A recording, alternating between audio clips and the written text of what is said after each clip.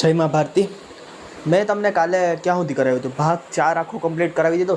અનુચ્છેદ 51 સુધી મેં તમને કરાવી દીધું. ભાગ 4માં કેટલા અનુચ્છેદ હતા? 36 થી લઈને 51. મેં તમને એ બધી કમ્પ્લીટ કરાવી દીધા છે, બરાબર છે. હવે આજે આપણે જોઈ લઈએ કે ભાગ 4નો ક, ભાગ 4નો ક કયો કે ભાગ 4નો એ કયો, ઈ કયો. કા પછી તમે એટલે ઘણા એને ભાગ 4નો ક કે, ઘણા ભાગ 4નો એ કે, એ આજે આપણે ભણી લેવું, બરાબર છે. અને બીજું આપણે શું આજે કરી લેવું, આજે આપણે 36 થી 51 અનુચ્છેદ રિવિઝન પણ કરી નાખશું. હા, એટલે આપણો ભાગ 4 કમ્પ્લીટ. બસ હવે આપણે એ જોઈએ કે ભાગ 4 ક શું કહે છે? મૂળભૂત કર્તવ્ય. જો હવે મૂળભૂત અધિકાર અને મૂળભૂત કર્તવ્ય અલગ અલગ વસ્તુ છે, બરાબર છે. એક જ મિનિટ, પંખો જરીક બંધ કરી નાખ્યો એટલે હું અવાજમાં ને વાંધો ન આવે, બેકગ્રાઉન્ડ નોઇઝ ન આવે. હવે જો ભાગ 4નો ક શું કહે છે?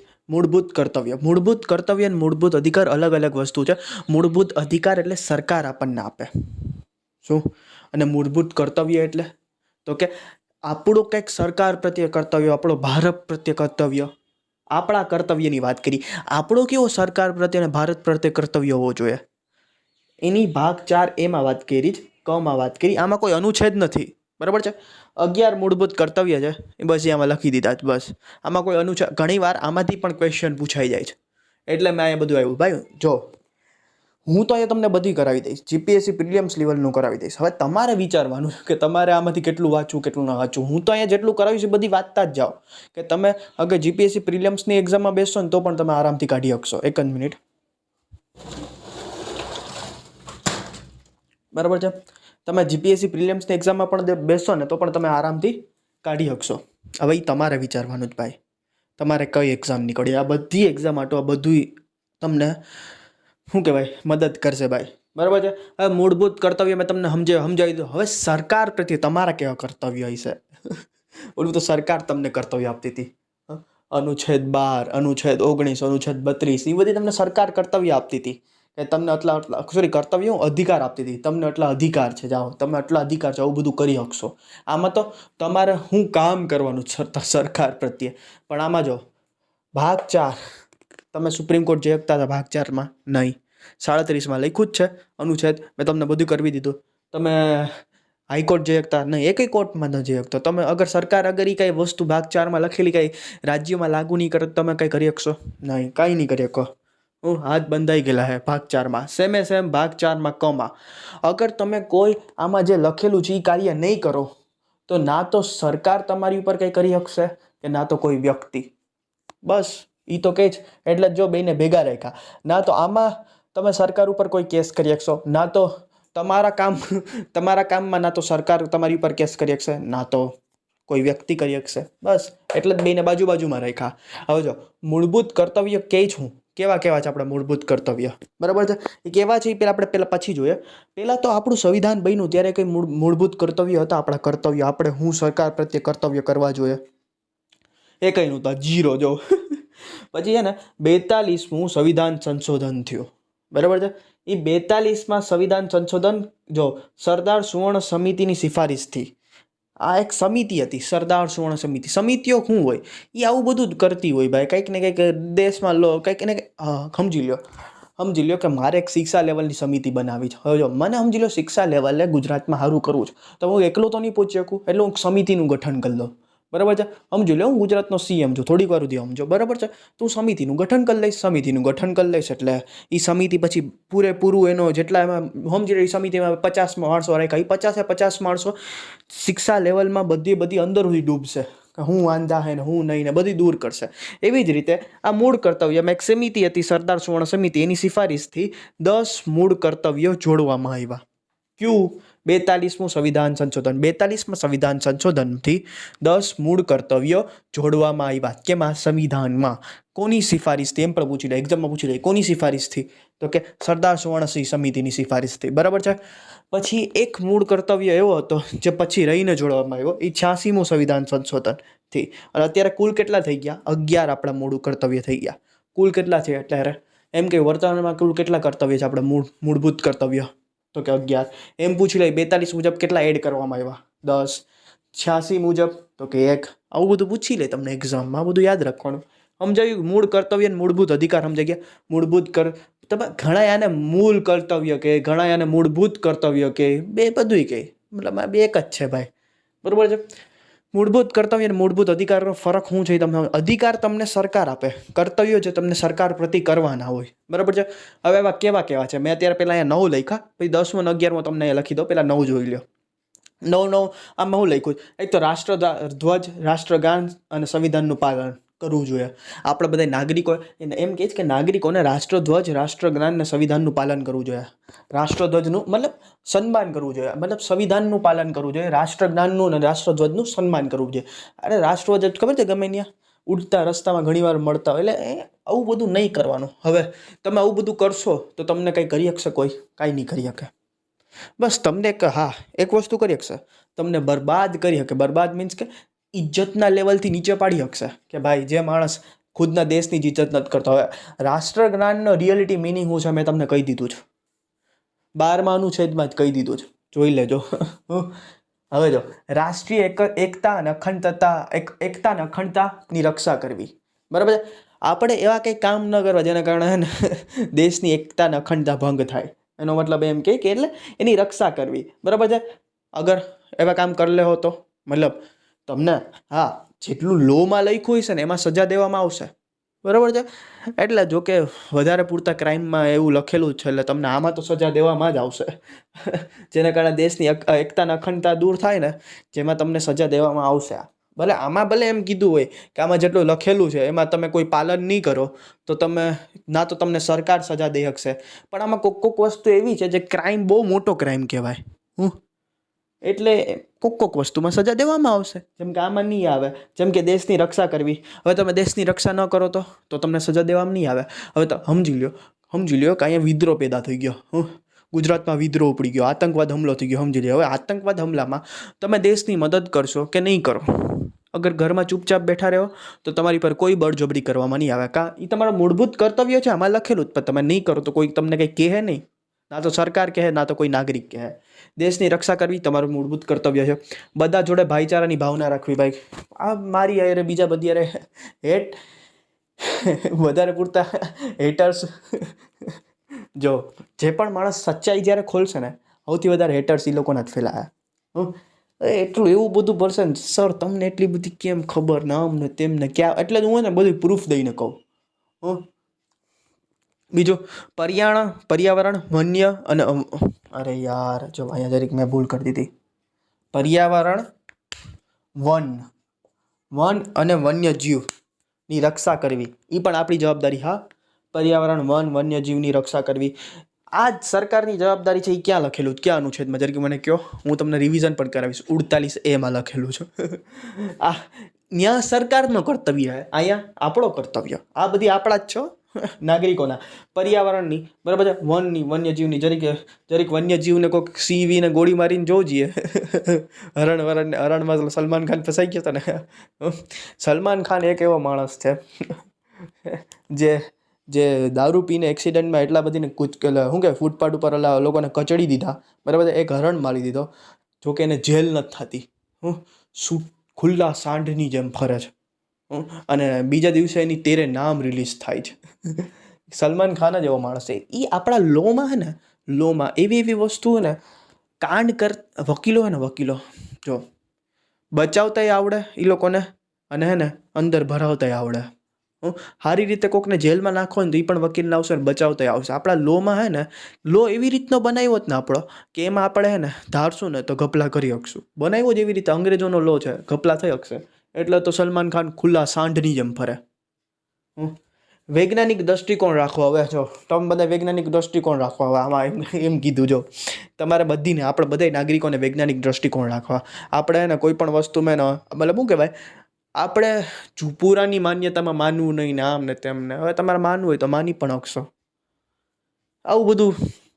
હવે તમે આવું કંઈક કામ કરશો તો તમને સજા દેવામાં આવશે નહીં. અહીંયા આવશે મારીને જોજીએ હરણને. સલમાન ખાન બચી ગયો તો તમે તો હલવાઈ જ જાઓ, હું હલવાઈ જાય. રાષ્ટ્રીય આંદોલન પ્રેરિત કરવાવાળા આદેશોને દિલમાં રાખવા. હવે જો આપણા જેટલા પૂર્વજો હતા, પૂર્વજો મીન્સ કે પાછળના જેટલા ક્રાંતિકારી, આપણા બધી પૂર્વજો જ હતા ને યાર. ક્રાંતિકારીઓ જેમાં બધી ઓલા ઇનકલાબ જિંદાબાદ ભગતસિંહ બધી બધી નારા નહોતા આપ્યા હવે એવા રાષ્ટ્રીય આંદોલનને પ્રેરિત કરવાવાળા આદેશો એ બધીને આપણે દિલમાં રાખવા. અરે આ તો રાખવા જ જોઈએ. આ તો હું કહું તમે બધી રાખો. ભલે આ એક કરો, હવે બીજું કંઈ કરો કે ન કરો, પણ આ એક તો કરજો જ. બરાબર છે. સાર્વજનિક સંપત્તિનું રક્ષણ કરો. સાર્વજનિક સંપત્તિ એટલે સરકારી જેટલી સંપત્તિ હોય એ બધીનું રક્ષણ કરું. હું જરીક જોઉં જઈએ સોમનાથની ઉપરથી જરીક સોનાનો કટકો લઈ આવજો જઈએ. દેવાઈ જાય. એટલે આવા બધી કામમાં એમાં એમ કીધું કે તમને સજા નહીં દેવા, પણ કોક વસ્તુ તમે એવી કરી નાખશો ને આમાં પછી કહેતા ને કે જયભાઈએ તો આમાં કીધું હતું, ના તો સરકાર સજા દે ના તો કોઈ વ્યક્તિ, અમે તો કર્યું, પણ આમાં કોક મુદ્દા એવા હે કે જે હે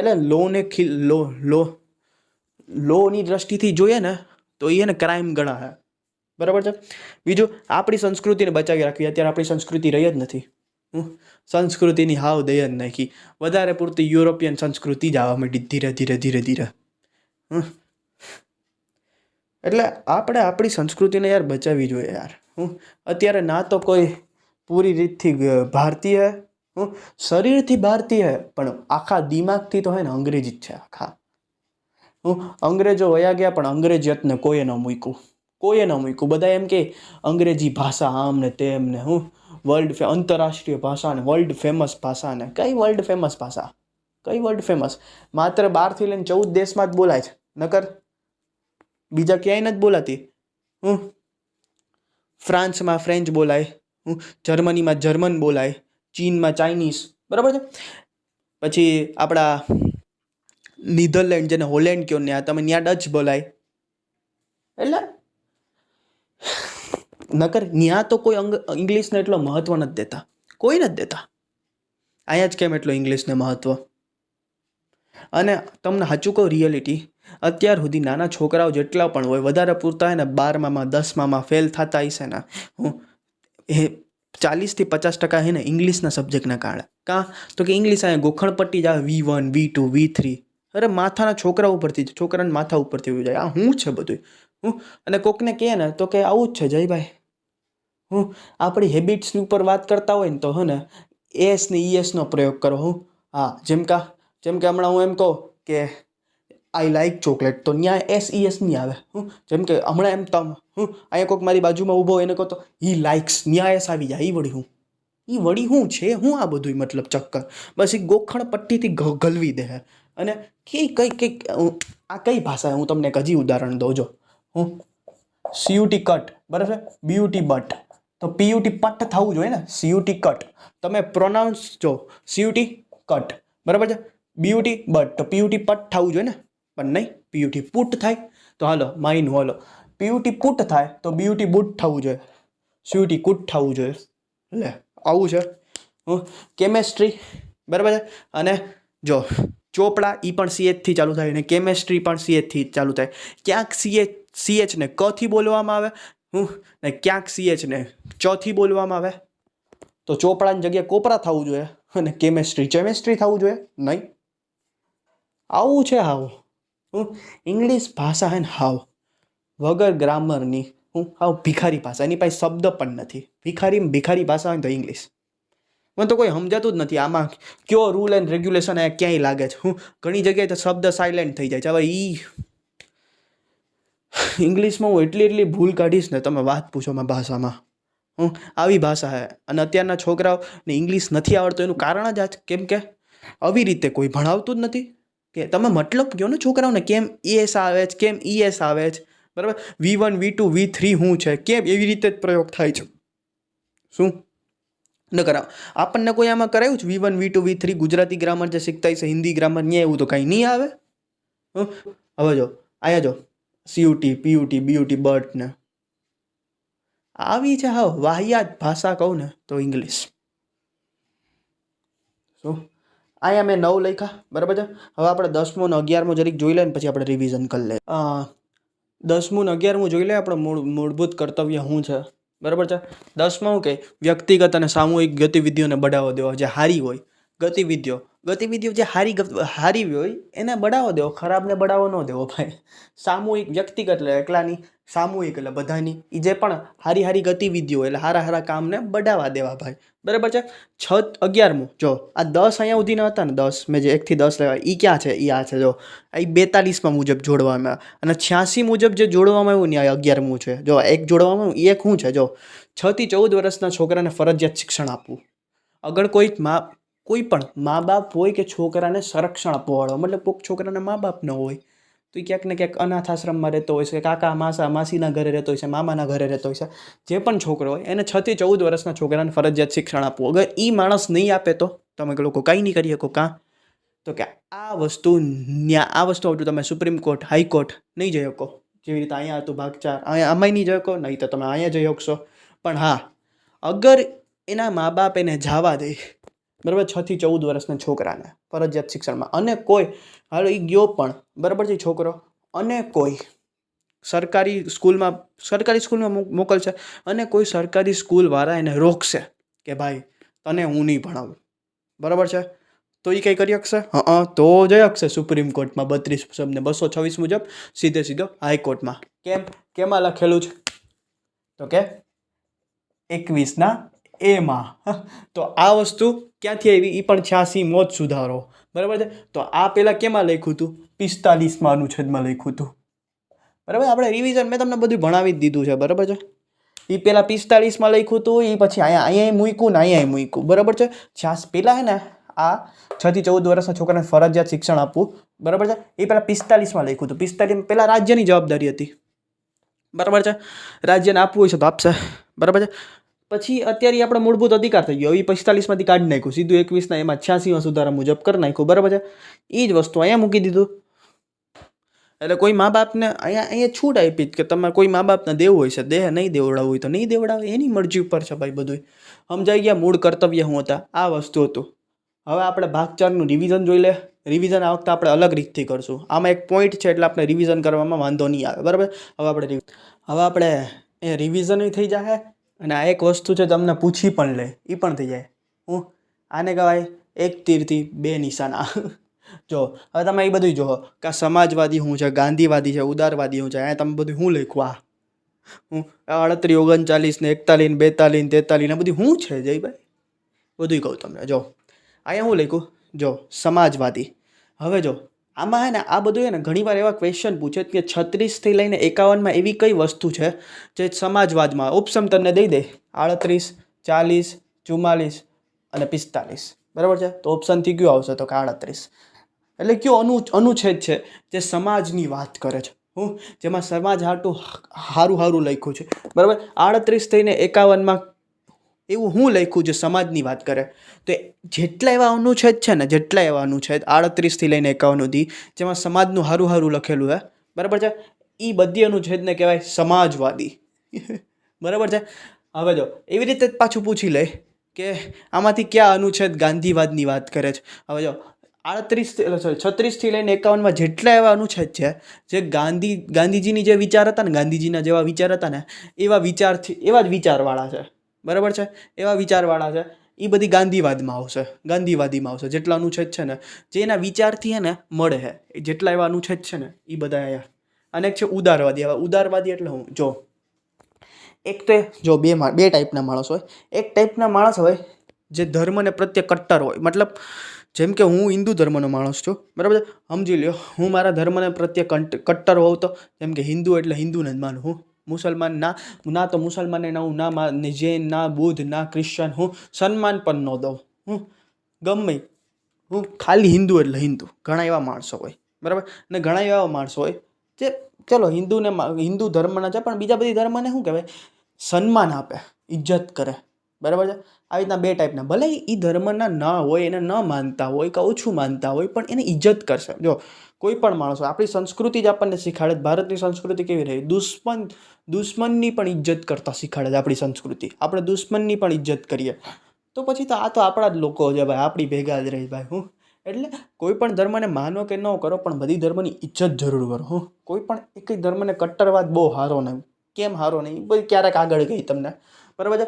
હવે તો આપણે અહીંયા જાણી લઈએ. હવે જો અહીંયા આપણું રિવિઝન પણ થઈ જાય કે અનુચ્છેદમાં હું લખ્યું, અને તમને એ પણ કંઈક ખબર પડી જાય કે કયા અનુચ્છેદમાં સમાજવાદ આવશે, કયા અનુચ્છેદ સમાજવાદમાં આવશે, કયા અનુચ્છેદ ગાંધીવાદમાં આવશે, કયા અનુચ્છેદ ઉદારવાદમાં આવશે. બરાબર છે. હવે જો સમાજવાદમાં પહેલો અનુચ્છેદ તો કે 38. બરાબર છે. 38માં હું લખ્યું? લોક કલ્યાણની વાત, રાજ્ય આર્થિક રીતે, સમાજ રીતે. જો હવે લોકોનું કલ્યાણ એનો મતલબ સમાજનું કલ્યાણ થયું.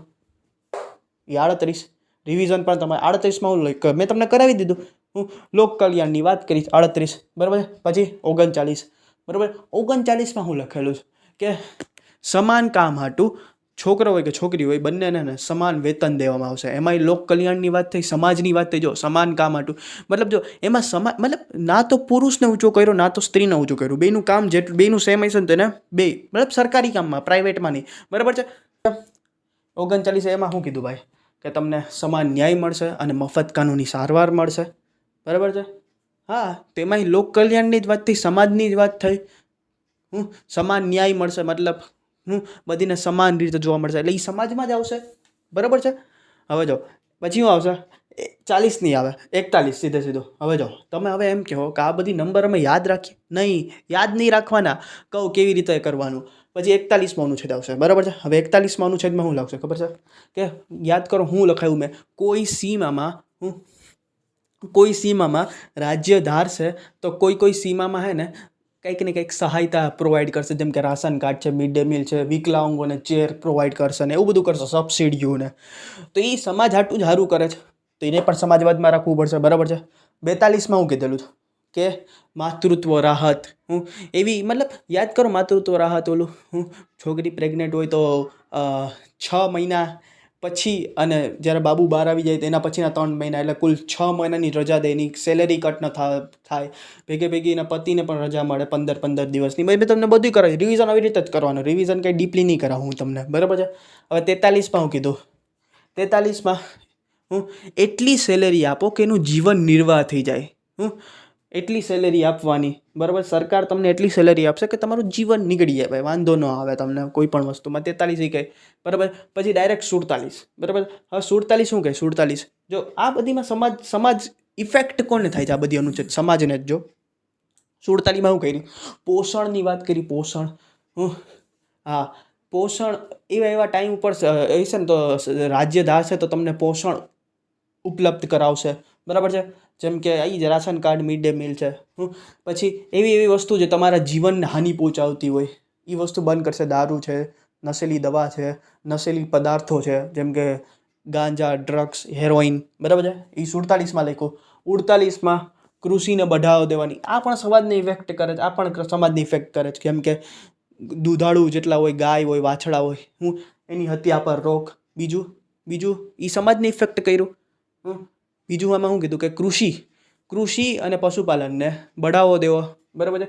એનું ગમે તેમ મતલબ એને વૈજ્ઞાનિક તौरથી વિકસિત કરવું, એ પણ સમાજને જ ઇફેક્ટ કરે છે. હવે તમે એમ કહો કે આ બધી વસ્તુ અમે આ બધી નંબર યાદ રાખીએ? નહીં, યાદ નથી રાખવાના બધી નંબર. તમારે લોકોને શું કરવાનું ખબર છે? તમને ક્વેશ્ચન પૂછશે, સમજી લે 48 અનુચ્છેદ પૂછી લે. હવે તમને હે ને ઓપ્શન આપી દે, સમાજવાદી છે, ગાંધીવાદી છે કે ઉદારવાદી છે. બરાબર છે. પછી કાં તો તમને તમારો એ લોકો યુપીએસસી શું છે, તમારો દ્રષ્ટિકોણ જુએ. આ બધી વસ્તુ યુપીએસસી જીપીએસસીમાં જ પૂછશે, આમાં કંઈ નહીં પૂછે. કોન્સ્ટેબલ, પીએસઆઈમાં ક્યાંય જોયું એવું પૂછશે નહીં, એ બધું યાદ પૂછશે. પછી એમ કે આ ત્રણેયમાંથી એકય નથી કે આ ત્રણ છે. બરાબર છે. હવે જો 48 સમાજવાદ પણ આવશે, ગાંધીવાદ પણ આવશે અને ઉદારવાદ પણ આવશે. એ તમારે તમે અગર અત્યારે યાદ પણ રાખી લો ને બધા અનુચ્છેદ, થોડોક ટાઈમ થાય ને માથામાંથી ગાયબ થઈ જાય. આને આવી રીતે યાદ કરો, અનુચ્છેદ વાંચો તો તમે ખુદ વિચારો કે આ ગાંધીની વિચારધારાથી પ્રેરિત છે ભાઈ, ગાંધી બાપુની વિચારધારાથી આ સમાજને લાગે છે ભાઈ ઉદારવાદ છે. ઉદારવાદનો મતલબ મેં તમને સમજાવ્યું કે 2 ટાઈપના માણસ હોય. ઉદારવાદનો મતલબ આવશું ને ત્યારે હું તમને પાછું હરખી રીતે સમજાવી દઈશ. બરાબર છે. ગાંધીવાદ, હવે ગાંધીની જે વિચારધારા છે એવા આમાં કેટલા અનુચ્છેદ છે? તો પહેલાં 40 યાદ કરો. ગાંધીજી વર્સિસ બાબા આંબેડકર થઈ ગયું હતું, મેં તમને ભણાવી દીધું. ગ્રામ પંચાયતની વાત હતી 40માં. ગાંધીજી કે પંચાયત આવી જોઈએ, બાબા આંબેડકર કંઈ ન આવી જોઈએ. બરાબર. પછી આના રાજ્યના નીતિ માર્ગદર્શક સિદ્ધાંતમાં રાખી દીધું. બરાબર છે. એ તમને મેં આખું ડિટેલમાં ભણાવી દીધું છે. બરાબર છે. હવે જો એટલે ગાંધીથી વિચારધારાથી ગ્રામ પંચાયત આમાં આવશે. બરાબર. હવે 43 ને 43B. 43 એટલે આમાં એમ કીધું કે નિર્વાહ વેતન દેવું. કોઈ પણ મજૂર હોય એને નિર્વાહ વેતન મતલબ એની જિંદગી નીકળી જાય એટલું વેતન દેવું. બરાબર. કેમ કે ગાંધીજી પણ મજૂરના સમજી લો. હવે આ એક એવો માણસ હતો ભાઈ જેને હે ને ઇતિહાસમાં તો થોડો હારો દેખાડ્યો જ, પણ અહીંના લોકોએ આપણી સામું હે ને એને એવી છબી આપણને દેખાડી દીધી ને કે વાત પૂછવામાં, કે ગાંધી આવું બધું કરતો ને પેલું બધું કરતો ને. એ તમને બધી પ્રૂફ સહિત કહીશ કે હું હતું. ઇતિહાસ આવશે ને બધી કહીશ કે આ રિયાલિટી એવો નહોતો માણસ. આને બદનામ કરવામાં આવ્યો છે. હા છે, આ માણસને ને બદનામ કરવામાં આવે છે. હજી તો આવે છે, ખબર નહીં. હું તમને પ્રૂફ સહિત કહી કે આવો નહોતો. શું આવજો પછી તમને બધું કહીશ. બરાબર છે. હવે જો આ 40 43, કેમ કે જો ગાંધીજીની વિચારધારાથી જોવો ને તો ગાંધીજી એક શું કહેવાય ક્રાંતિકારી માણસ હતા ને એક એવો માણસ, મહાન પુરુષ માણસ હતા. એટલે એનો મતલબ તમે એની વિચારધારાથી જોવો તો એ પણ મજૂરોનું અહિત નહીં વિચારે. એટલે 43 સમાજવાદમાં તો આવશે જ, ભેગું ગાંધીવાદમાં આવશે. હા, ઘણીવાર એવું પણ થાય. બરાબર છે. 43B, બરાબર છે, કોઓપરેટિવ સોસાયટી, સહકારી મંડળી. એ પણ ગાંધીજીની વિચારથી જ પ્રેરિત છે, એટલે એ પણ અહીંયા આવશે. 43Bમાં કોઓપરેટિવ સોસાયટીની વાત કરી જ તો સહકારી મંડળીની. બરાબર છે. હું છે મેં તમને બધું સમજાવી દીધું છે.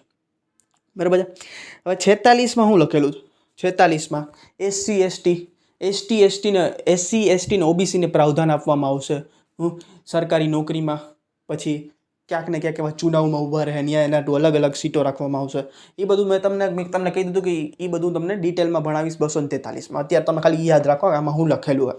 તો આ લોકો SC, ST પીછડા વર્ગ મતલબ OBC ને આ લોકોને હરિજન નામ આપવાવાળા કોણ? ગાંધી બાપુ. એને એ લોકોને એમ કીધું તમે તો હરિના જન છો. હરિના જન, હરિના માણસો છો, હરિના જન છો તમે, હરિના માણસો. મતલબ હરિ એટલે ભગવાન થયો, હરિ એટલે ખુદ પરમાત્મા. બરાબર છે. એ કે તમે તો હરિના જન છો. બરાબર છે. એટલે એ પણ ગાંધી બાપુથી જ પ્રેરિત છે. 46 પણ, એટલે એ પણ અહીંયા આવશે. 47માં પોષણની વાત કરી. દારૂ. હવે જે માણસ આવો હોય જે દેશ આટલું લડતો હોય એ પહેલેથી જ દારૂથી તો હાવ ખિલાફ જ હતા. દારૂથી, બરાબર છે, પશુઓના કતલથી આ જ ખિલાફ હતા. બરાબર છે. અને આને જ કીધું હતું ગાંધી બાપુએ જ. જ્યારે આપણો આ માઉન્ટ બેટન હતો, જ્યારે છેલ્લો ગવર્નર હતો ને ભારતનો, અંગ્રેજનો, એમ સ્વતંત્ર ભારતનો છેલ્લો ગવર્નર આપણા S. રાજગોપાલાચારી હતા. બરાબર છે. પણ આમ જોઈએ તો માઉન્ટ બેટન હતો. બરાબર છે. હવે માઉન્ટ બેટન છેલ્લો ગવર્નર હતો ને ત્યારે એને એમ કીધું હતું કે બાપુ અમે અહીંથી વયા જાઓ તો તમે સૌથી પહેલાં શું કામ કરશો? તો એને એ જ કીધું, કતલખાના બંધ કરીશ, હું વેશ્યાઘર જેટલા ને એ બધી બંધ કરીશ. હવે એ એમ કે આનાથી પણ મોટી, માઉન્ટ બેટન એમ કહેતો હતો કે આનાથી પણ મોટી સમસ્યા હતી, પણ તમે કેમ પેલા કતલખાના બંધ કરશો ને વેશ્યાઘર બંધ કરશો ને દારૂબંધી કરશો ને? ત્યારે ગાંધી બાપુએ કીધું હતું કે હું મહાન છું એ દેખાડવાતું નથી કરતો, મારા સ્વાર્થ હાટું કરું. કેમ મારા સ્વાર્થ હાટું? તી કે જાનવર જીવે જ ને એટલે જ હું જીવું. જેમ જેમ દુનિયામાંથી જાનવર ઓછા થતા જાય ને એમ માણસો પણ ઓછા થતા જાય. કે જાનવર છે એટલે હું છું, જીવજંતુ છે, પક્ષીઓ છે એટલે હું છું. આ બધી લિંકેજ છે. મતલબ એક નહીં હોય ને તો એક જીવી જ નહીં શકે. એ મહાન માણસે ખાલી 2 લીટીમાં કહી દીધું. હવે એ કેમ સમજાવીશ ને હું તમને સાયન્સમાં સમજાવીશ, કે આ વચ્ચે કંઈક એવો ટોપિક આવશે ને ત્યારે સમજાવીશ. બરાબર. ઘણી વાર છે ને ઘણા મહાન માણસો હોય જે 1 લીટીમાં ઘણું બધું કહી દે. ઘણી વાર તમે ક્યાંક ને ક્યાંક જોયું છે રામ રાજ્ય, પણ કોઈને ખબર જ નથી રામ રાજ્યનો મતલબ શું છે. એ તમને બધું કહીશ. એટલે જો 47માં આવું બધું લખેલું, દારૂબંધી કરવી ના ને તેને મેં તમને બધું ડિટેલમાં ભણાવી દીધું છે. અહીંયા પણ મેં હમણાં તમને 47 કહી દીધો. બરાબર. 48 મેં તમને અહીંયા કીધો. 48માં હું લખેલું છે કે ભાઈ પશુ હત્યા ન કરવી, કતલખાના નહીં. મેં તમને હમણાં જ કીધું. 48માં લખ્યું. બરાબર છે. કૃષિને બઢાવો દો.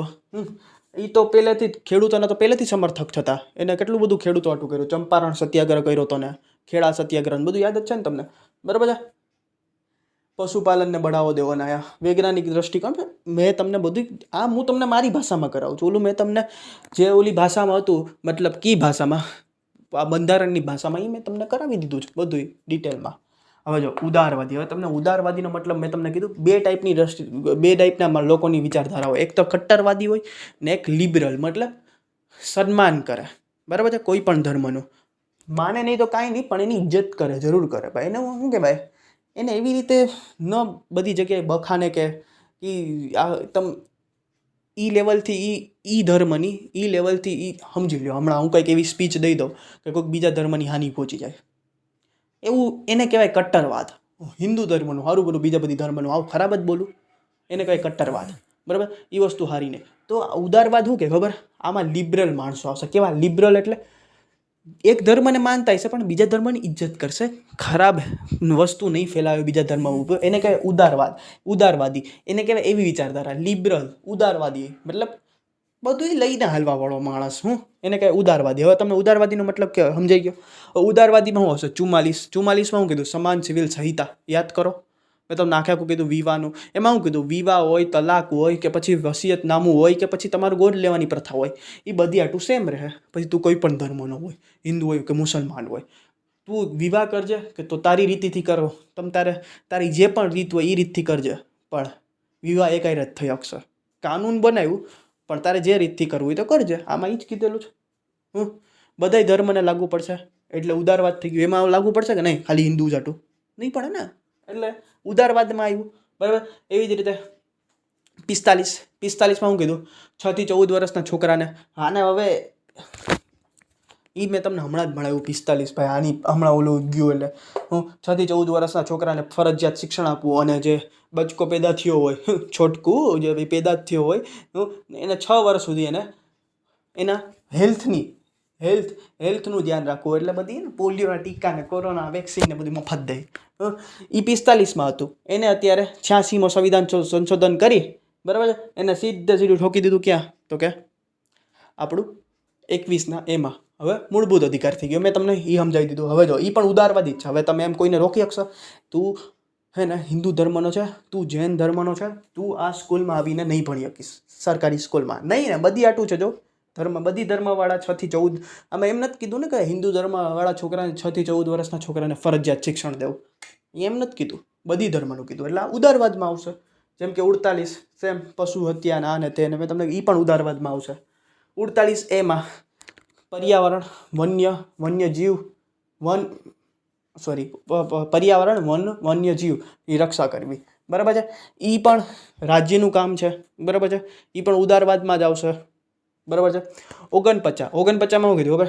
એવી રાષ્ટ્રીય મહત્વતાની ધરોહરો, ઐતિહાસિક ઇમારતો, બરાબર છે, એની રક્ષા કરવાની જવાબદારી કોની રહે? રાજ્યની. હવે જો આમાં પણ ઉદારવાદ આવશે. કેમ ઉદારવાદ આવશે? જો હવે ઘણા એવી વસ્તુ છે જે મુસલમાનોએ બનાવી, મુઘલોએ બનાવી, અને આપણા હિન્દુઓએ બનાવી. જેમ કે હિન્દુઓના બધી મહેલો, બરાબર છે, ને આ લોકોના તો કે ઓલા લાલ કિલ્લો છે, તાજમહેલ છે, બરાબર છે.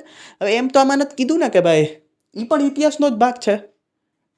મુગલ આવી ગયા કે આપણા લોકોના જેટલા લોકોએ વસ્તુ બનાવી, એ બધું ઇતિહાસનો જ ભાગ છે. બરાબર છે. આપણું જેમ કે સોમનાથનું મંદિર છે, દક્ષિણ ભારતના જેટલા મંદિર છે, 12 જ્યોતિર્લિંગ છે, બરાબર છે. પછી આ જે પણ હોય, રામનું મંદિર છે, બરાબર છે, અયોધ્યામાં રામ મંદિર છે. એટલે જે પણ હોય અહીંયા એ બધી મતલબ બધીની રક્ષા કરવી. ઉદારવાદ એટલે જ કોઈ એક ધર્મનું કીધેલું નથી. જેટલા ઐતિહાસિક ધરોહર છે એ બધીની રક્ષા કરવી રાજ્યોની જવાબદારી છે. બરાબર. 50માં કાર્યપાલિકા મતલબ કારોબારી અને ન્યાયતંત્રને અલગ કર્યું. બરાબર છે. એ પણ ઉદારવાદમાં જ આવશે. 51 શું કહે છે કે 51 કે રાજ્ય આંતરરાષ્ટ્રીય લેવલે કઈ એવી સ્પીચ ન દે કે જે હેટ પેદા કરે. મતલબ કંઈક ઓલું કે અહિત થાય જેનેથી ભારતનું. મતલબ મેં તમને આ ડિટેલમાં બધું ભણાવેલું. આ બધી ઉદારવાદમાં આવશે. બધી અનુચ્છેદ થઈ ગયા, 2 અનુચ્છેદ સિવાય. 36 37 જો આરતી કરાવી દીધો. 39 બરાબર, 40 થઈ ગયો, 41 42 43 થઈ ગયો, પછી અહીંયા 44 થઈ ગયો, 45 થઈ ગયો, બરાબર છે. પછી અહીંયા 46 હતો એ પણ થઈ ગયો, 47 થઈ ગયો, 48 થઈ ગયો, 49 50 ને 51. 36 37 બાકી. 36માં શું લખેલું છે? રાજ્યની પરિભાષા. બરાબર છે. હવે આ વસ્તુ આમાં ક્યાંય નહીં, અલગથી સમજાવું છે. બરાબર છે. આમાં જે બ્લેક અક્ષરથી લખ્યું નહીં જ આવશે. સમાજવાદમાં શું આવશે? ગાંધીવાદમાં, ઉદારવાદમાં. 36માં રાજ્યની પરિભાષા. રાજ્યમાં કોણ આવશે? એ મેં તમને 12મા અનુચ્છેદમાં સમજાવ્યું અને 36માં પણ સમજાવ્યું. બરાબર છે. રાજ્યની પરિભાષા આપેલી છે આમાં. રાજ્યમાં કોણ આવશે? સંસદ આવશે ભાઈ. બરાબર છે. કેન્દ્ર સરકાર આવશે, રાજ્ય સરકાર આવશે, વિધાન મંડળ આવશે. આ બધું મેં તમને સમજાવી દીધું છે. નગરપાલિકા, પછી પંચાયત ને અન્ય એવી વસ્તુઓ જે કાનૂની શક્તિઓ રાખતી હોય, જે સંસ્થા કે વ્યક્તિ હોય. બરાબર છે. અન્યમાં એ આવશે. 36 અને 37માં શું કીધેલું છે? 37માં શું કીધેલું? આમાંથી કાંઈ પણ વસ્તુ રાજ્ય કરશે નહીં કરે, સોરી, તો તમે કાંઈ કરી નહીં શકો, સુપ્રીમ કોર્ટમાં નહીં જઈ શકો. એટલે આમ 37 એમ કહે કે સુપ્રીમ કોર્ટમાં તમે નહીં જઈ શકો. ઓલામાં 32 એમ કીધું તમે જઈ શકશો, 37 એમ કે નહીં જઈ શકો. 36 થી લઈને 51 કાંઈ પણ થાય, સોરી કાંઈ પણ નહીં કરે, આમાં જે લખેલું છે કાંઈ પણ સરકાર નહીં કરે, એ તમે 37 મુજબ સુપ્રીમ કોર્ટમાં નહીં જઈ શકો. તમે કાંઈ કરી જ નહીં શકો. કરવું હોય છે કરશે સરકારને, નહીં કરવું હોય તો નહીં કરે, બરાબર છે. અને સમજી લો આમાં જે લખેલું છે એ હાવ ફિક્સ કરવું હોય તો આ 45 મુજબ કેમ આને કાઢીને 12 લઈને 35માં નાખ્યું, કેવી રીતે અહીંયા 45ને કાઢીને 12 લઈને 35માં 21ના એમાં નાખ્યું, એવી જ રીતે આમાંથી તમને લાગતું હોય ને, જેમ કે હું તો આમાં કહું 48ને કાઢી, બોલો ભાઈઓ 48ને કાઢી, ગાયને કતલખાના બંધ થવા જોઈએ કે ન થવા જોઈએ? હું તો બધાય સંગઠનને એમ કહું છું કે આ 48માં જે લખેલું જ ને, 48માં તમે સરકાર ઉપર જોર કરો, તમે સંગઠન બનાવો ગાયની કતલ રોકવા હાટું, તો તમે સરકાર ઉપર બળ લગાડો. તમે બધી અહીંયા ખબર નહીં સંગઠનમાં હું કરતા હશો, પણ આ વસ્તુમાં તમે બળ લગાડો, બરાબર છે. કોઈ જે માણસ ગાયને કાપે છે એને તમે ભાઈ સારી રીતની સજા દો, બધુંય માયનું હાલો, હું માનું ચાલો તમે દિલથી કાર્ય કરો છો, પણ થોડુંક કાનૂની લેવલે પણ હાલો. મેં તમને બધું ડિટેલમાં કીધું, આ 48માં બધું લખેલું જ. એમાં 48 ક્યાં છે? 36થી લઈને 51ની વચ્ચે. આમાં 36થી લઈને 51ની વચ્ચે 48 આવે તો એમાં અગર રાજ્ય અગર ધારશે ને તો જ રોકશે ગાયના કતલ. પણ એવું કંઈક કરો તમે આંદોલન કે આ 48 છે ને એ આ 12થી લઈને 35ની વચ્ચે આવી જાય, પછી જો એક ગાયની કપાય, એક એ મૂળભૂત કર્તવ્ય થઈ ગયો આપણો, મૂળભૂત અધિકાર થઈ ગયો, મૂળભૂત અધિકાર.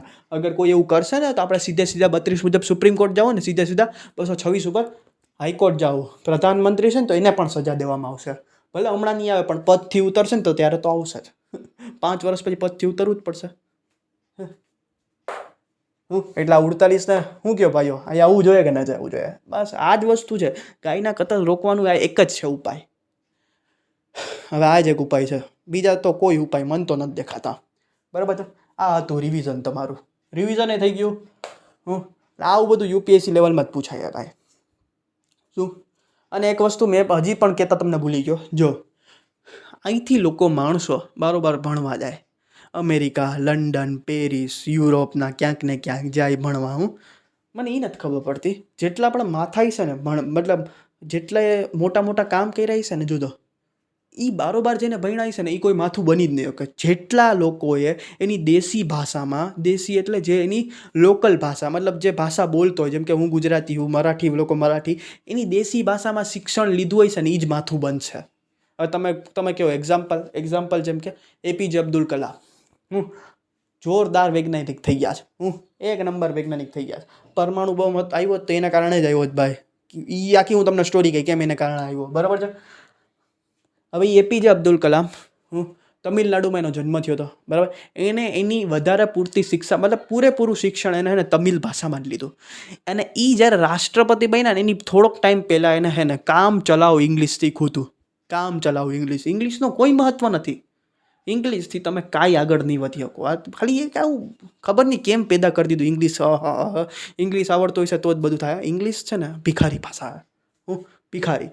બીજો તમે એક્ઝામ્પલ દો તો આઇન્સ્ટાઈનનો જન્મ જર્મનીમાં થયો હતો, જે જર્મન ભાષામાં એને બધું, એને પૂરેપૂરું જ્ઞાન જર્મન ભાષામાં લીધું છે, પૂરેપૂરું.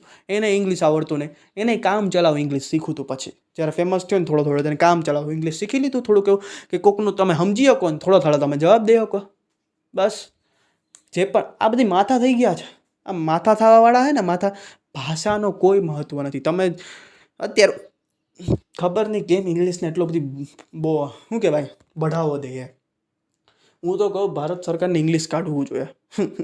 કેમ કે 35-40% છોકરા છે ને અહીંના 10માં 12માં ને કોઈક 8માં 9માં ધોરણ ઇંગ્લિશના કારણે ફેલ થાય છે યાર.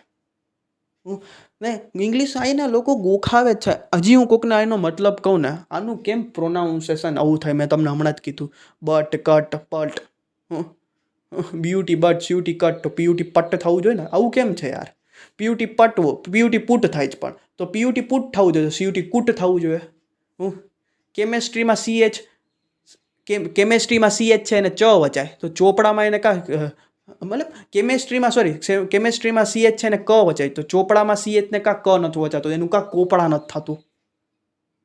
આનો જવાબ કોઈ આગળ નથી. ક્યાંક એવી જગ્યાએ સાયલેન્ટ આવે ના શું છે બધી V1 V2 V3 ને આવું રીતના કેમ બદલાય છે કોઈ કાંઈ મતલબ શું કહેવાય છોકરાઓને ખાલી ખોટો બોજો એટલે એટલો બોજો ને આવી રીતે ઇંગ્લિશ કોક શીખી પણ જાય તો હું એને એમ કહીશ ને કે એ ઇંગ્લિશ શીખો નથી ગોખીને જ કર્યું એ અને ગોખણ અહીંના લોકો કેવા છે ખબર છે વધારે પૂરતાની બુદ્ધિ એવી જ હોય છે સમજશે ને તો જ આગળ વધી શકશે ગોખીને જે આગળ વધે એ આગળ વધવું કંઈ કામનું નથી યાર.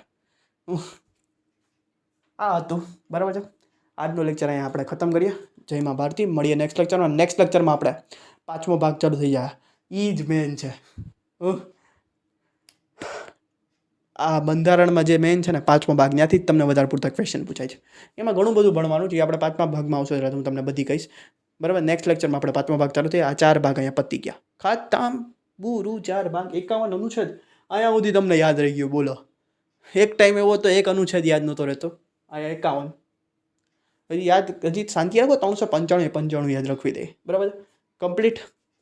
મળીએ નેક્સ્ટ લેક્ચરમાં. જય મા ભારતી.